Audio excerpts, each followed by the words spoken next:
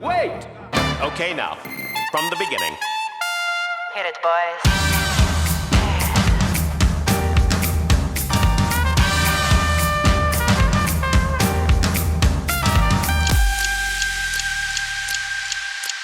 Hi, this is Hamada, and welcome to Final 50. Now, not too long ago, I went to Luxor, and it was an exceptional, incredible experience. I want to share that with you so that you can maximize your trip when you go to Luxor, and make sure to follow the clock to see how we did it in 36 hours. So the way we planned it is I knew that we were going to have a very limited amount of time. So we were going to leave in the morning, arrive in the afternoon, like noon, and then leave the next day in like at midnight to really kind of go out there. But that day, when we were going around, I believe it was a Sunday, most of the places were closed because one of the predominant religions, especially for the tourist agencies, from what I understood, were Coptic, and so a lot of them had just closed their shops, especially in the afternoon that day. So I was left scrambling, trying to figure it all out, and ended up booking all the reservations with our hotel tourist office, which I usually don't do. But in this case, I'm really glad I did it, and I'm going to tell you why. Spent the last 2 hours trying to negotiate and find a good tour, and also see if I can get a balloon tour in the morning. And it's a mission, because you don't want to end up here in Luxor trying to kind of fire from the hip, because you'll end up with somebody who's just not going to be reliable. So I ended up having to do something I don't usually do, which is to be able to get a tour from my hotel. But at least you know you're going to be safe, especially if you want to take a balloon ride, and especially if you have one day to really see Luxor, then you want to do it right and go with the right guide. So we really started the tour by checking out the famed Winter Palace, which hosted some of the most famous people and was built for the Khedives back in Egypt's history. So the Winter Palace, right here on the banks of the Nile, was created in the late 1800s by the Khedive of Egypt, and has hosted all sorts of dignitaries for many, many, many years. And now is a hotel that is run by Sofitel. The real beauty, definitely worth seeing when you're in Luxor, just because of its historical significance of this beautiful part of Luxor. And I am wearing a fez just to be as Orientalist as possible. So we checked out the Winter Palace. It's right on the banks of the river, and right across the street is a really nice place for mashwiyat, which is like meats and grilled meats and so forth. And then I spotted a guy right on the bank who had a Falouka, which is these really beautiful sailboats. And we negotiated literally while I was eating. And then after we ate, we went down and jumped into Falloka with the goal of seeing the sunset. So once we got on the boat, it was like absolutely magical, because there's no engine, no pollution, no noise. Just such a nice disconnect from the hustle bustle of Egypt.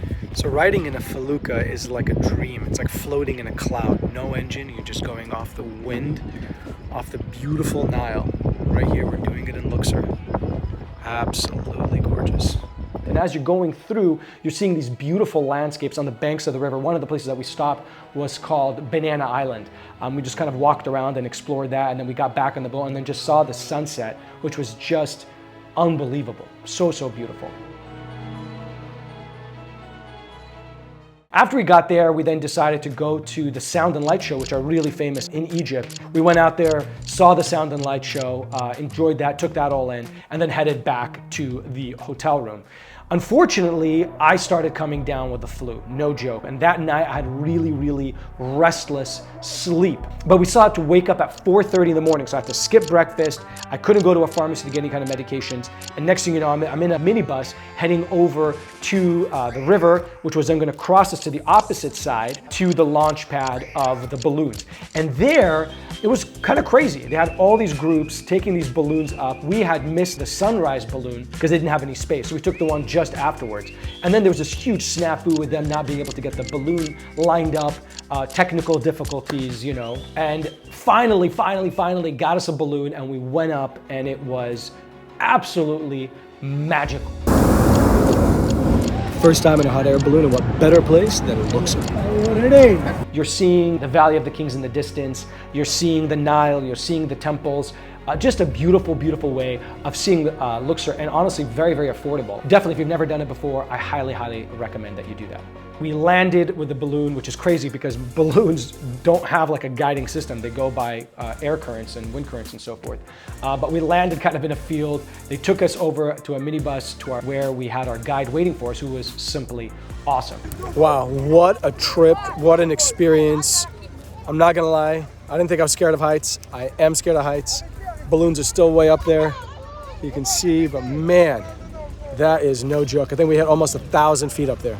But what a beautiful way to see a credible city like Luxor. And we started the tour around 9:30, I believe. Right there, there was these two famous statues where you'd hear the wind going through the statue, and it used to create a whistling sound at one point. It used to scare robbers. But regardless, we went to the Valley of the Kings, and we chose 3 different tombs to kind of get a completely different experience from each and every tomb. And we just started going from tomb to tomb, and what was so beautiful was that when you walked into these tombs, the inscriptions on the wall, the hieroglyphics, were just absolutely stunning. They used different types of rocks that they ground down to create the different colors.